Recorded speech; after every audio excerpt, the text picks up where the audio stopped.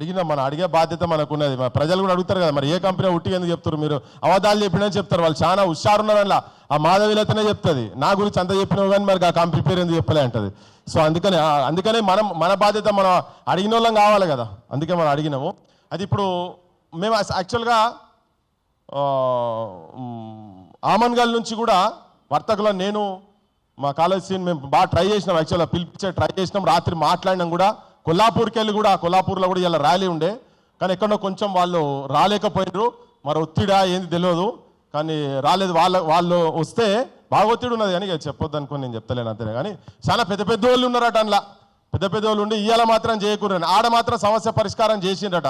ఆడ మార్వాడోళ్ళు, గుజరాత్ మార్వాడోళ్ళు వాళ్ళ సంఘాలు కలిసి ఇంతకుముందు వాళ్ళు అగ్రిమెంట్ చేసుకున్నారు. ఏంటంటే అక్కడ సమస్య ఇలా రాత్రి మొన్నటి నుంచి ఈ వచ్చిన సమస్య కాదు, ఇది రాత్రి బయటకు వచ్చింది కాదు. అది ఇంతకు ముందే కమిటీ వాళ్ళు కమిటీ వేసుకొని ఒక దగ్గర కూర్చొని వాళ్ళే కొత్త వాళ్ళని ఎవరు రానియకుంటే చేయాలని ఓడంబడిక జరిగింది.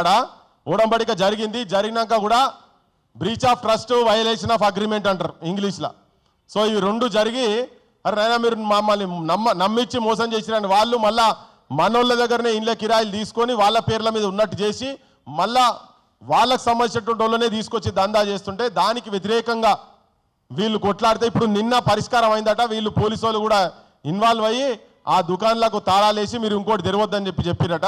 సరే అక్కడ సమస్య పరిష్కారం అయిపోయింది. కొల్లాపూర్లో కూడా అటువంటిదే జరిగింది.